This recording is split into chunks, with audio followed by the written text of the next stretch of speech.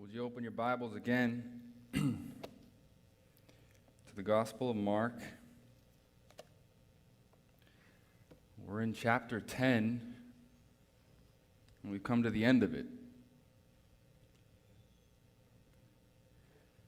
The end of this Act 2, this section on discipleship, in particular in the Gospel of Mark.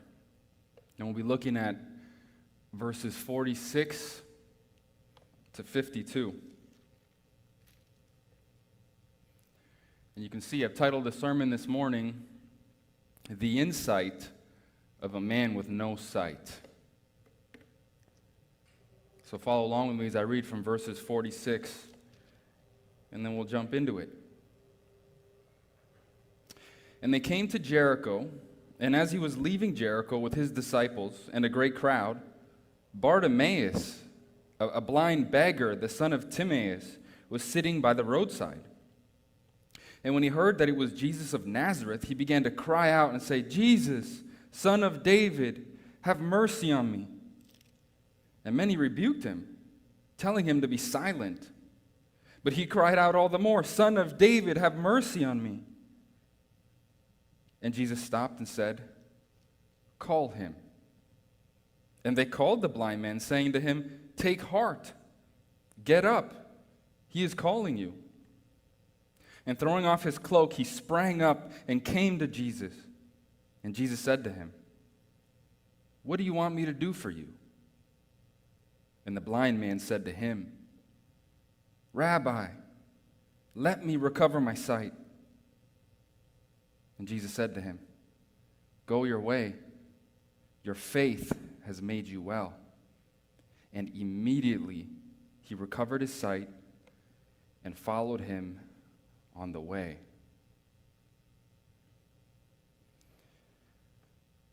Amazing grace, how sweet the sound that saved a wretch like me.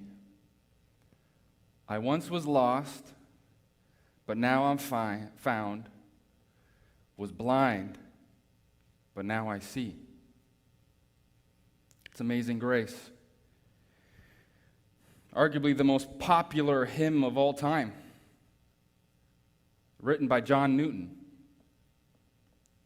And he wrote it as an expression of his personal experience, conversion experience, and transformation experience of this amazing grace of God in Christ Jesus. And he has quite an amazing story about how this amazing grace saved him. That was his self-description. You see, John Newton was born in 1725. And at the age of 7, his mother died of tuberculosis. His father raised him. He was a troubled young man, couldn't keep a job. He was rebellious. He despised authority. He was debaucherous. He actually ended up even going to work for the Royal Navy on ship at one point. And again, because of his derision of authority, he couldn't stay long, he rebelled, and he actually left. He deserted the Royal Navy.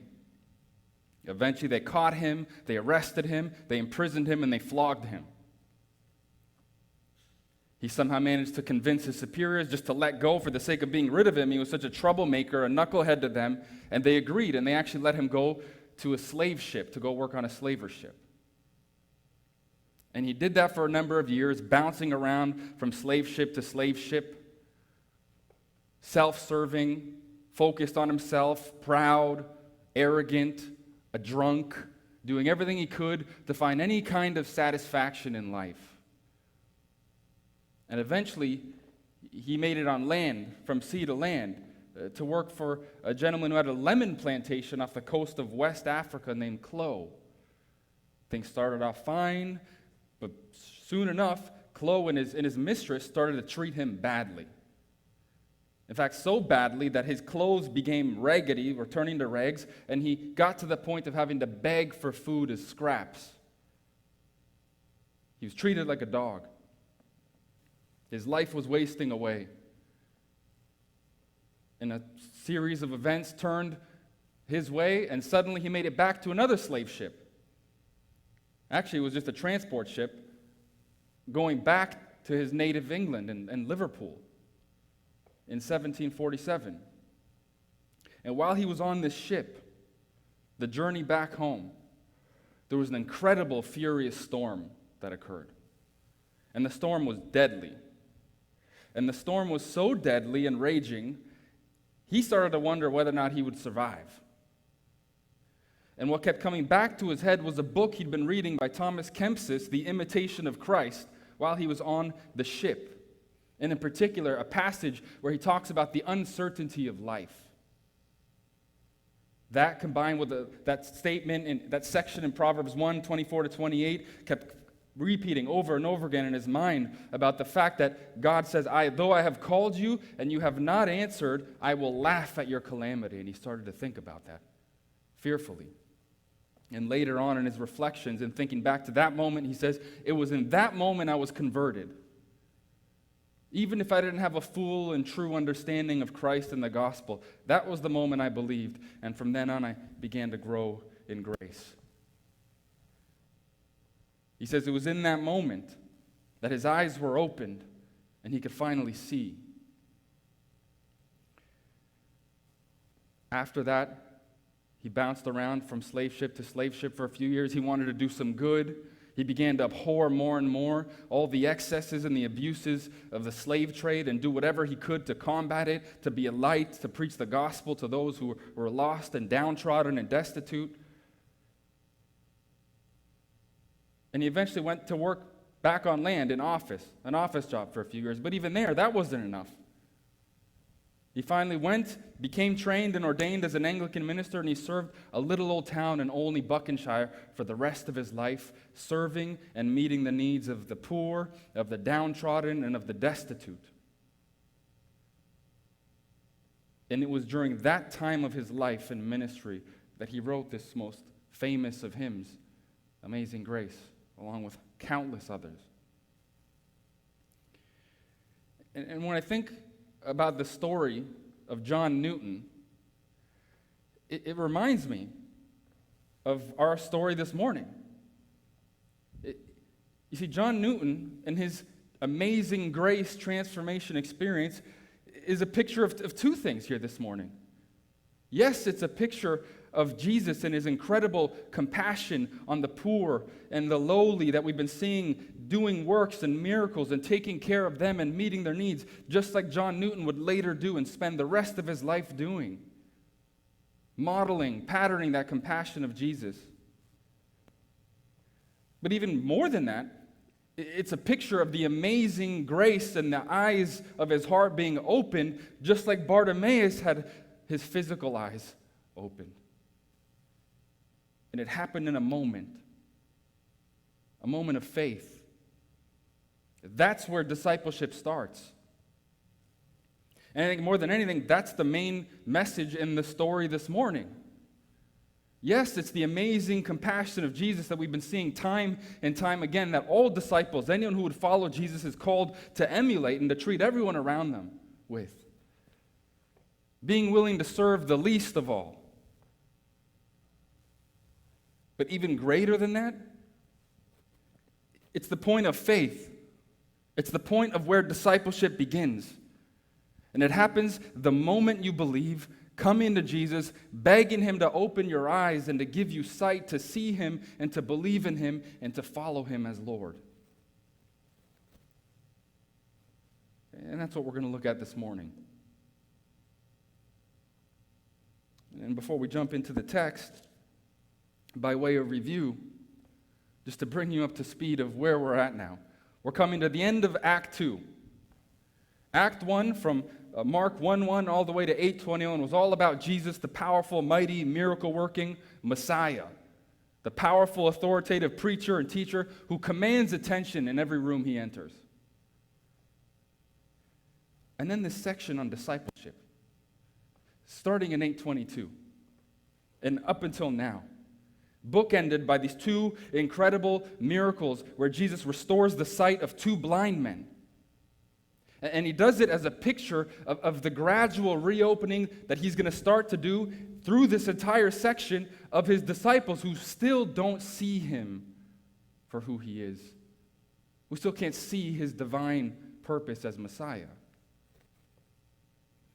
And so it started there in chapter 8:22, shortly after, with Peter's confession. And then we've seen these 3 cycles where Jesus predicts his passion, the disciples misunderstand, and then he corrects them and shows them what true discipleship is like. In chapter 8, he predicts he's going to suffer, be rejected, and die. And then he says, if you want to be a disciple of mine, you too need to be willing to deny yourself, take up your cross, and follow me, even unto death, if it so should cost you. In chapter 9, again, he predicts his death, this time emphasizing the fact that he's going to be handed over to be killed and then come back to life on the 3rd day. And he says, you too need to be willing. I know you don't understand what I'm saying, but if you want to follow me, if you want to be the greatest in the kingdom, you need to be the last of all and the servant of all. Revolutionary, radical teaching on what following Jesus means. In chapter 10, he continues, and this time he shows them about what discipleship is like in marriage. One of the most practical and daily requirements of discipleship in life is how you live your life in marriage with your spouse. As a husband, as a wife, and as a mother and father, tremendous opportunity to show your followership of Jesus in your daily life. And he shows them out from Scripture what God commands. And then he continues to teach them even more radically again when they still don't get it and they're arguing about greatness. He says, you know what? Not only do you need to be the last and servant of all, you need to be the slave of all. Are you willing to do that? Because that's what it means to follow me, who, not even me, the Son of Man, Son of God, who came not to be served, but to serve and to give my life a ransom for many. And you need to be willing to do the same. He says to them.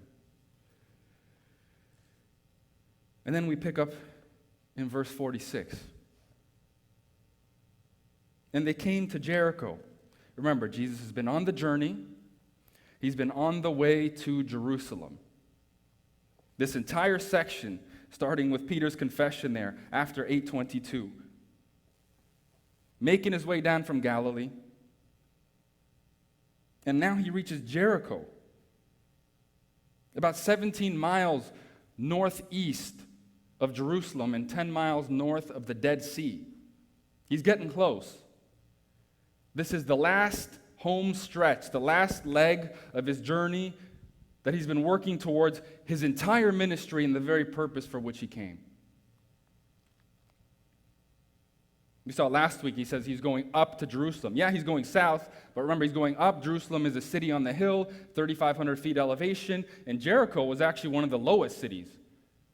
Arguably the lowest city. It was about 825 feet below sea level. So it was a long, arduous trek uphill, this last stretch. It was painful, it was tiring, it was agonizing. But nothing will stop him. We saw he's resolved, he's determined. And they came to Jericho, one of the oldest ancient cities still around today, by the way. Archaeologists dated as far back as 9,000 years. Mark, in his typical abrupt fashion, isn't interested to tell us what Jesus did in Jericho. And evidently, as quickly as he arrived, he leaves. Look at the rest of verse 46. And as he was leaving Jericho with his disciples, a great crowd, Bartimaeus, a blind beggar, the son of Timaeus, was sitting by the roadside. Well, the first part of that's typical. We're not shocked. Jesus is with his disciples, right? We expect that. That's the 12, his handpicked, that he chose all the way back in Mark 3. They're with him wherever he goes, day and night. Probably even beyond that, the 70. And other followers that tagged along the way. The great crowds, that also doesn't surprise us. Jesus has been gathering and drawing to himself massive crowds from the beginning. They're drawn by his authoritative personality. They're drawn by his powerful preaching. And they're certainly drawn by his incredible, unprecedented miracle working. But what is shocking is that for the first time in Mark's gospel, and the only time in any of the synoptics, Matthew, Mark, and Luke, we're given the name of the recipient and subject of one of Jesus' healings. Bartimaeus. Bartimaeus. And we're given the name of his father. He's the son of Timaeus, and that's exactly what Bartimaeus means. It's from the Aramaic bar, which means son of, and then Timaeus, a Greek name. It's kind of a strange combination of Aramaic and Greek. Don't know why he tells us that. But he gives us his name. Some scholars suggest that maybe Bartimaeus and his father, Timaeus, had an important part. They played a prominent role in Mark's early church, and that's why his readers would have known them by name, and so he felt the need to name them. We don't know. But he identifies him and his father. And not only that, he tells us some more about him. Look at these other descriptions. He's blind, he's a beggar, and he's sitting by the roadside. And the last two are just further descriptions of the first. If you're blind, you're a beggar. And if you're a beggar, you're going to be sitting by the roadside because that's how you made your existence. You eked out your survival sitting by the roadside, begging for alms and for coins and for food. You had no other option. You were completely dependent on the mercy of others.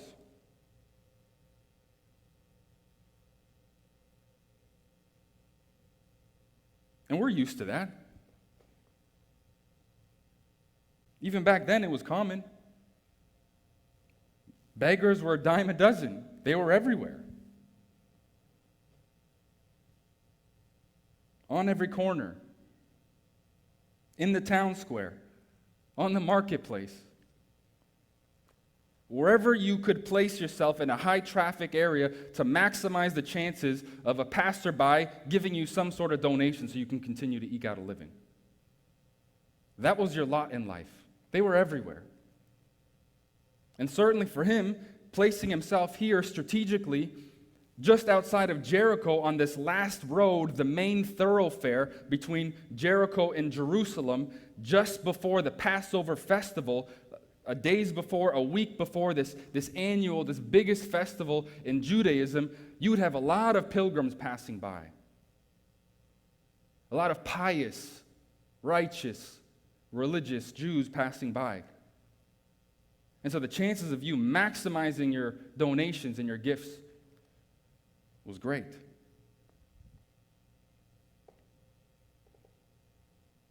And he's sitting by the roadside. And when he, Bartimaeus, heard that it was Jesus of Nazareth, he began to cry out and say, "Jesus, Son of David, have mercy on me." Well, we're not told exactly how he finds out. Perhaps it's all the raucous and noisy crowds. They're passing by, they're screaming, they're clamoring and jostling for a piece of Jesus. And he asks someone, "What's all the noise about? What's going on here? What's all the clamor?" And someone answers, "It's Jesus, Jesus of Nazareth, the mighty prophet and mighty preacher, the one who we've been hearing can do all these miracles and all these healings." And you can picture the excitement in his eyes. His heart starts to race. He's excited, he's anxious, he's full of joy, and he knows he only has one chance to get Jesus' attention. This is the moment he's been waiting for his entire life, and he will not miss it for anything. And he cries out to Jesus, "Jesus of Nazareth, Son of David, have mercy on me. Have mercy on me. Hear my cries." A helpless blind beggar.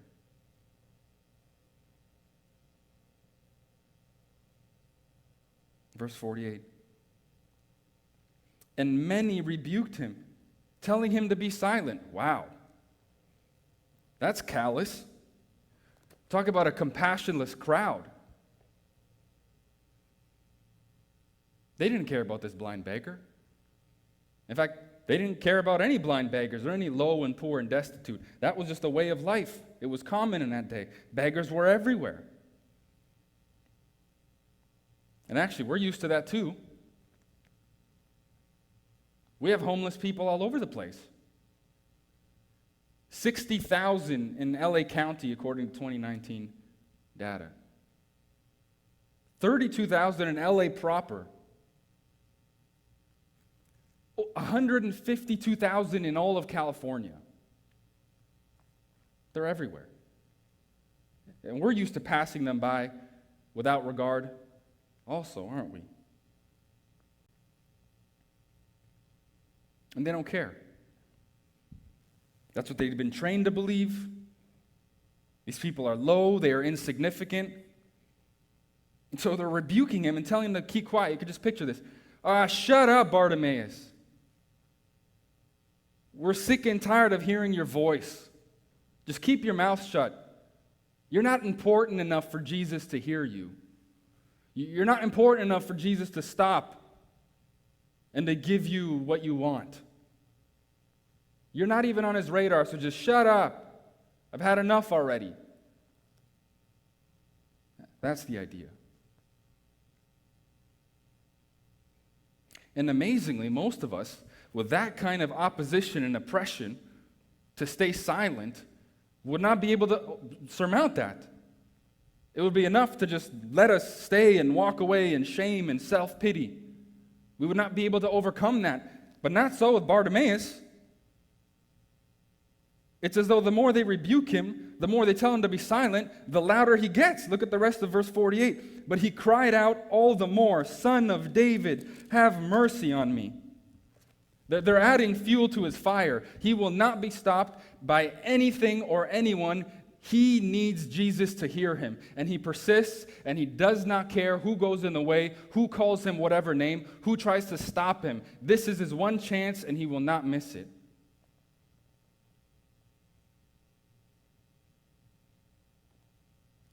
It's incredible. We've been seeing examples of this kind of persistent faith throughout the Gospel of Mark, haven't we?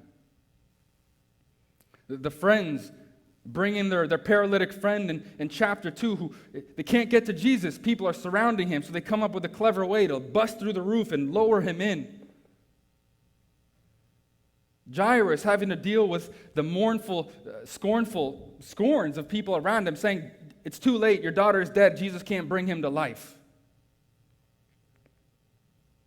The leper in chapter 1, and even the woman with the 12-year bleeding in chapter 5, need to overcome the laws, the purity laws, which would prevent them from touching Jesus and coming close to him, to overcome that fear in order to be touched by him and to be healed.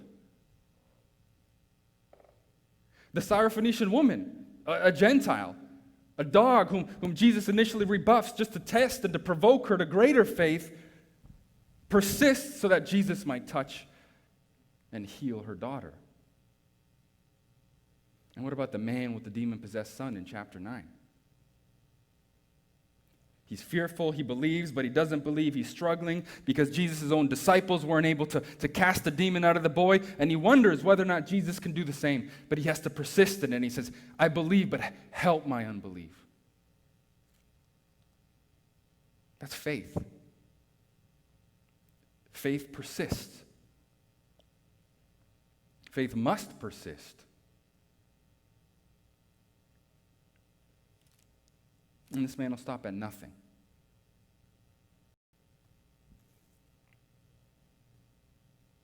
The crowd reminds us of someone too, don't they? Trying to silence and rebuke this blind beggar, Bartimaeus. It reminds us of the disciples just earlier in chapter 10, right? Who were rebuking the moms and dads who were trying to bring their infants and children for Jesus to bless and to pray over them. They rebuked them. And now this many is doing the same.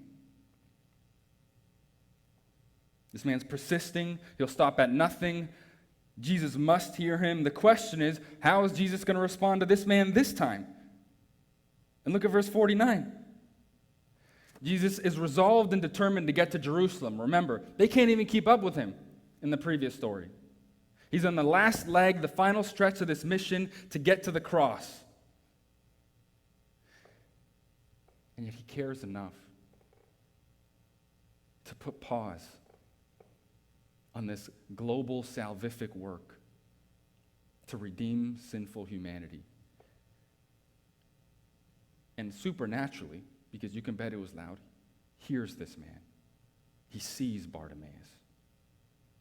He stops, and he says, call him.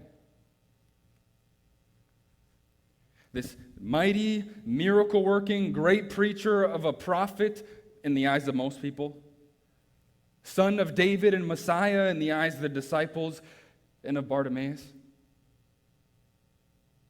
He stops because he cares. And he stops to take a moment to speak to Bartimaeus. And what's amazing is not only that, he tells the many who were just a moment ago rebuking him and trying to silence him to go and call him and bring him over. Look at the rest of verse 49. He says, and they, speaking of the many, called the blind man, saying to him, take heart, get up, he is calling you. Wow, what a turn of events. What a change of heart. What happened to this many in the crowd? How did they go from rebuking and silencing him to encouraging him and helping him? Mark doesn't give us the words, but I'm convinced there's a missing dialogue here which the Holy Spirit didn't intend him to record. And it's a dialogue about exactly what he's been dialoguing and teaching the disciples with this entire section. It's about the complete reversal of kingdom values from this world, about what's great and what's least and what's first and what's last and what we ought to pursue and the measures of success and the measures of greatness and service in the kingdom of God. And they couldn't help but have a change of heart.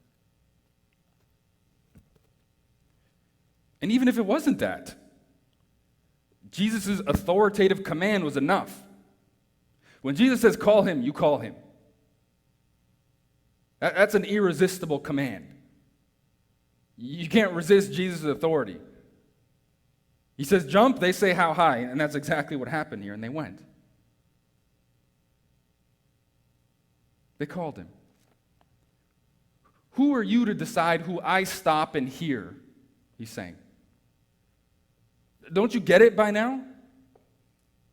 How can you speak to any human being and think of any human being as this low, a person who's been made in the image of God? You're missing the whole point. You don't get to decide who's significant and who's not. Those aren't kingdom values, those are world's values. And they're garbage. They're worthless. So bring him to me. You probably go to him in shame. Oh, Bartimaeus, hey, it's okay. Take heart. Be of good cheer. Be encouraged. It's okay. Everything's going to be fine type of a thing. Just get up and we'll lead you now to Jesus. He's calling you.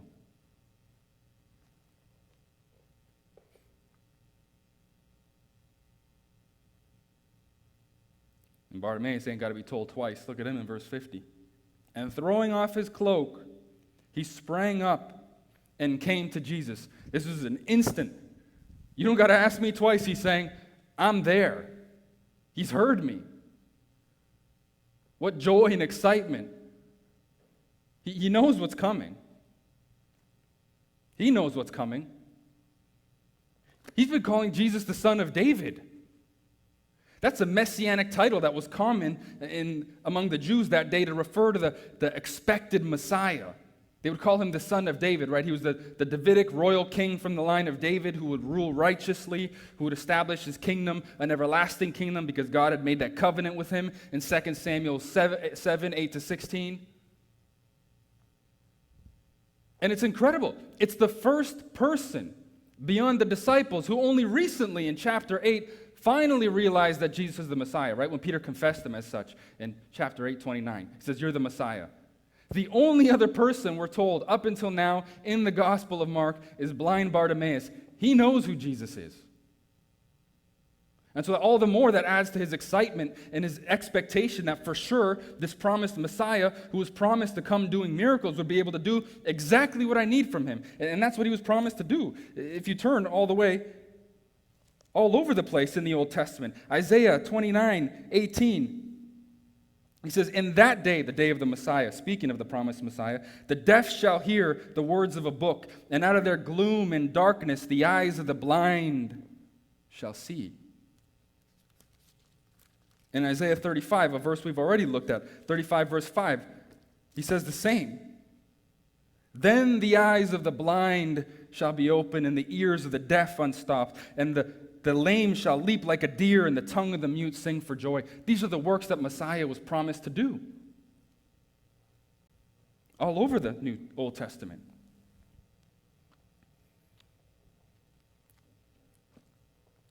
And Bartimaeus can't wait. He can't wait. He springs up instantly. He's ready to go. Throws his cloak off, by the way. That's his outer garment. And for him, that would have been his only possession. That was all he had. That would keep him warm at night. That would actually roll out as a mat for him to sleep on at night. And during the day, he would lay it out as a cover so that people would throw their alms and their coins on to collect them. He throws it away. And he springs up and runs to meet Jesus.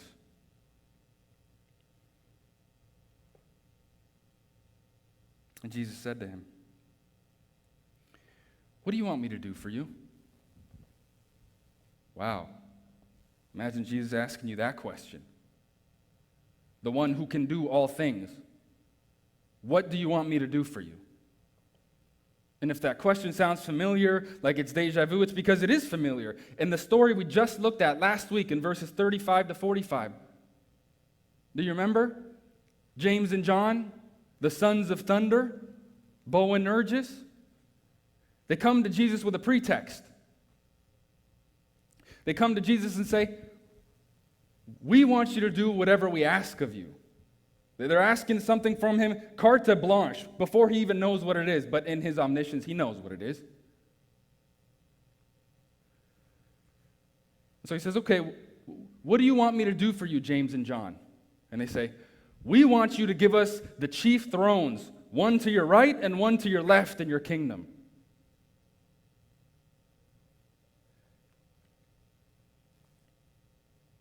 It's incredible. Jesus asked them the question, and he asked them in particular because he wants to draw out their pride and their manipulative ways, because he knows what they want, and he's going to reteach them again about kingdom greatness and the reversal of values. But with Bartimaeus, it's different. He asked him the question, "What do you want?" because he wants to provoke him to even greater faith and see how he'll respond. "Bartimaeus, what do you want from me? Do you want money like you want from everyone else? Do you want some coins? Do you want some food? Do you want power? Do you want position? What do you want from me?" And that is the most important question that God ever asks of us. What do you want from me? And no doubt the answers, more often than not, are the ones we shouldn't give, aren't they? We ask for everything we shouldn't ask for. The answers are myriad. And Mark gives us a couple of those examples, doesn't he? About the wrong answers. Herod in chapter 6, when he's so pleased with his stepdaughter's dancing, he says, "What do you want from me? I'll give you anything you want." What's her answer? The head of John the Baptist. And Pilate, at the end of the gospel, what about him? He says, "What do you want from me? You want Jesus or Barabbas?" Barabbas. Even though Jesus was innocent. He says, "What do you want me to do with Jesus?" Crucify him. And the answers to this greatest question that God could ever ask us weigh in eternity. They can mean death or life, and more often than not, we choose the wrong thing. But we must choose life. We must choose sight and come to him and beg him and ask him to give us what we know we need: more faith, more insight to see Jesus for who he is, as glorious, as majestic, the excellencies of Christ, and that we might be made more like him and have a greater desire to follow him.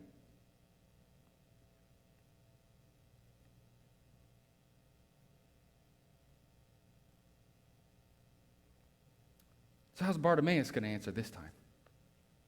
Is he going to pull a James and John? Jesus says, "What do you want from me?" And look at the rest of verse 51. And the blind man said to him, "Rabbi, let me recover my sight." All I want is just to see again. I just want to have my eyesight so I can see and I can live, and I won't be having to eke out a living begging on the side of the road. I just want to have a normal life again. Compare that to James and John, who were asking for extraordinary glory, while Bartimaeus is asking for ordinary health. He just wants to be healthy. He just wants to be whole.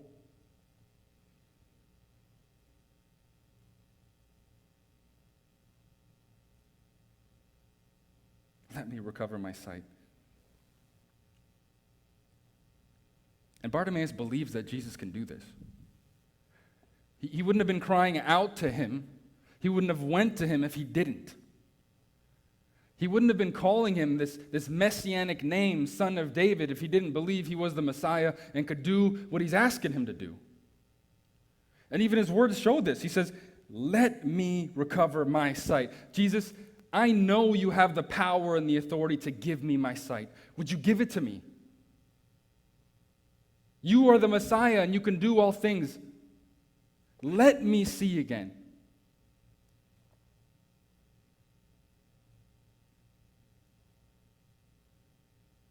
And Jesus said to him, go your way.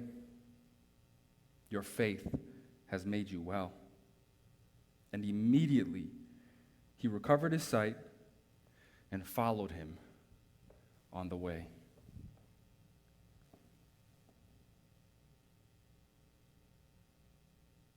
That's where faith starts. That's where discipleship starts. And one of the many things we can take away from this is that faith always precedes discipleship.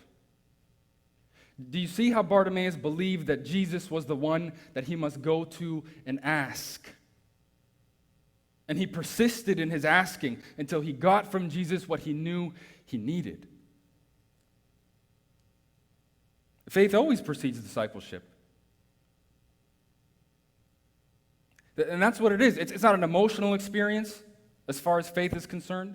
It's not something mystical. It's not something you feel one day and the next day it's gone. No, it is placing your faith in something or someone. There must be an object of that. And we know as Christians on this side of the cross that it's Jesus and Jesus alone. Christ alone, the cornerstone and rock of our faith and of our salvation. He is the object of our faith. He is the one in whom we trust. And we must go to him because there is no other name in heaven or on earth that we must be saved by.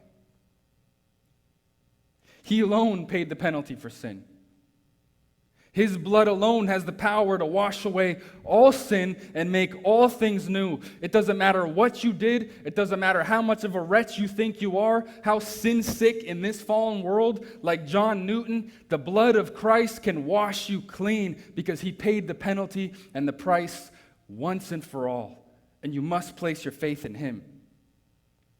You must trust him. That's faith. That's where everything starts. Then discipleship begins. You see, faith is always followed by discipleship. You can't put the cart before the horse. It starts in that moment. And then once you believe, then you begin following Jesus for the rest of your life. And that's what Bartimaeus did. As he began to follow him. Do you notice that? And the idea is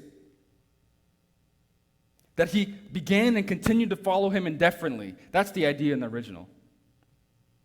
He followed him on the way. It started with faith.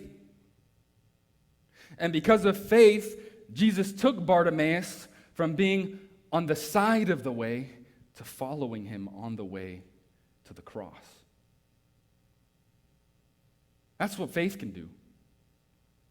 That's what Jesus can do. But you have to believe. You have to believe that he's the one. And you have to be willing to follow him. Sure, our following isn't going to be quite like him in his humiliation and his suffering and his death. That was once for all. We get that. But there's going to be some humiliation. There's going to be some element of suffering. And for some, perhaps even death. It has been death. The point is, we need to be willing to follow him even unto the cross. That's what discipleship is. You have to be willing to follow Jesus up the hill to the cross. That is not an easy journey. And that is not an easy sell for a gospel message, is it? The gospel doesn't promise a rosy life, doesn't promise peace and ease and flowers and wealth and abundance, like certain people are preaching an easy life, whatever you want. It promises none of that. He says, are you willing to follow me up the hill and carry your cross and to die for me? That's discipleship.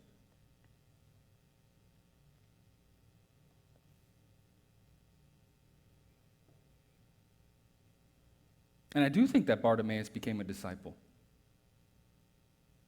You might say I'm stretching or reaching, but it says he followed him indefinitely. This is the last stretch to Jerusalem, so no doubt he saw what happened in Jerusalem.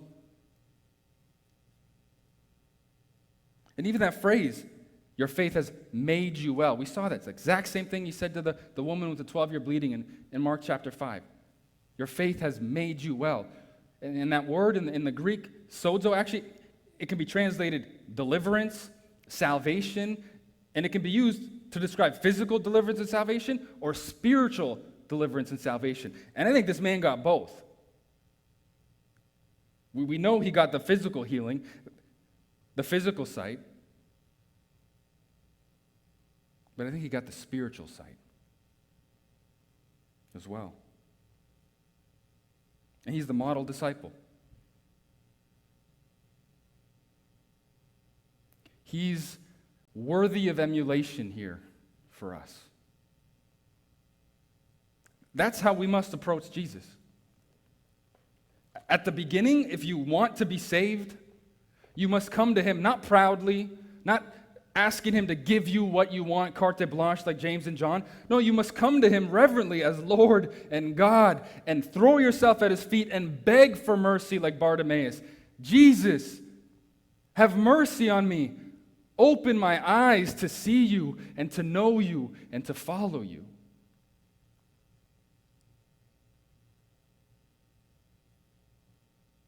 And the promise is that he will. To all who seek will find. To all who knock, the door will be opened. To all who ask. To all who ask, and to who ask persistently. Like Bartimaeus. And you'll open our eyes. Look, when he says your faith has made you well, to be clear, he's not saying that this man's faith is what healed him. Just like with the woman, and at certain points that's hinted throughout the Gospel of Mark and certain healings. Certain perverse teachers and preachers have taken this out of context. It's not faith that heals, and if you're not healed from a sickness or disease, it's because you lack faith. No. In this context, Jesus is simply saying, in this moment, you've shown me a little bit of faith, an imperfect faith, just like the woman who had a mystical, magical faith. If I just touch his robe, I'll be healed. And Jesus, out of compassion and mercy, responded to the man's little faith and said, I'm healing you. He chose to sovereignly and willfully. It's not about your faith. To make that clear.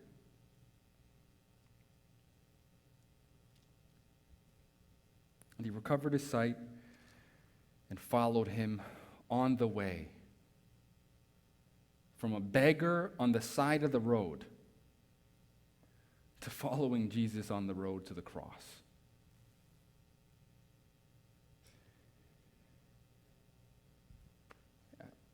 Hannah was a baby born in Pennsylvania, and when she was about a month old, her parents, Chris and Amy, took her to the hospital because they noticed she wouldn't focus. She wouldn't focus on them or on anyone but a bright light. And they became worried, so they took her to the Children's Hospital of Pennsylvania, CHOP, an acronym which will forever live in infamy now because of the Seattle mayor's Summer of Love, where all the murders and rapes and crime were committed in recent months. But they took her to CHOP, and they gave her an ERG scan. And a doctor came to deliver the horrible news that no parent would ever want to hear. They said, Hannah has Leber's congenital amaurosis. And it's a degenerative eye disease where you have a bad gene in the retina. The child is born with already poor sight, and as time goes by, it'll continue to get worse and worse until they eventually go blind.